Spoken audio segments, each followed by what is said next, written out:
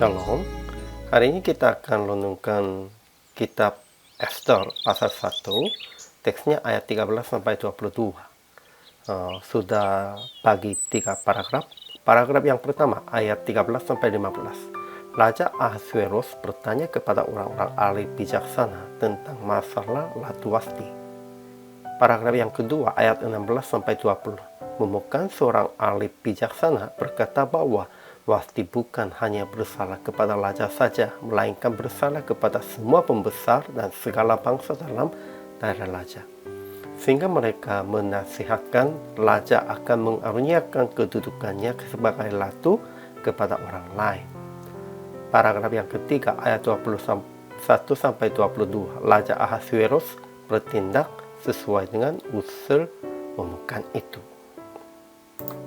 Kesimpulannya, Raja Ahasveros yang berapi-api murka itu bertanya kepada orang-orang ahli bijaksana tentang masalah Ratu Wasti. Mereka memandang wajah raja dan memukan seorang ahli bijaksana berkata bahwa Wasti bukan hanya bersalah kepada raja saja, melainkan bersalah kepada semua pembesar dan segala bangsa dalam daerah raja. Kemudian dia menasihatkan raja keluarkan titah akan Wasti dilarang menghadap Raja Ahasveros dan akan mengaruniakan kedudukannya sebagai ratu kepada orang lain. Kemudian Raja Ahasveros bertindak sesuai dengan usul memukan itu. Ajaran tentang Allahnya hari ini pun juga tidak dijelaskan tentang Allah.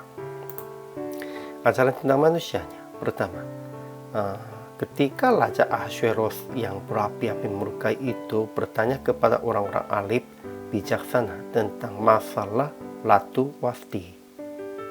Kedua, mereka memandang wajah raja dan memukan seorang ahli bijaksana berkata bahwa Wasti bukan hanya bersalah kepada raja saja, melainkan bersalah kepada semua pembesar dan segala bangsa dalam daerah raja.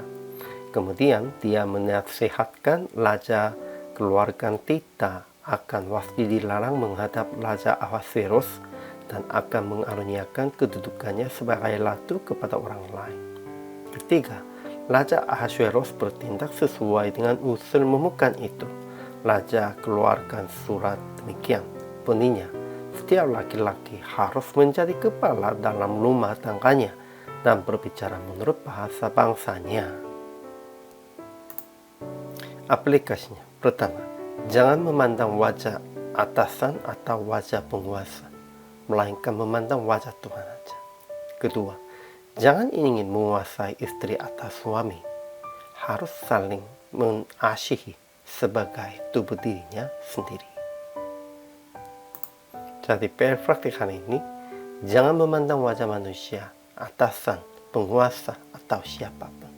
Hanya memandang wajah Tuhan dengan renungkan firman dan berdoa. Dalam renungkan firman dan dalam doa, kita akan menghadap Tuhan dan bisa memandang wajah Tuhan dan akan mengertinya kehendaknya. Dan kita harus melakukan sesuai dengan kehendaknya, bukan sesuai dengan kehendak manusianya. Hari ini juga selama melayani, Tuhan Yesus memberkati.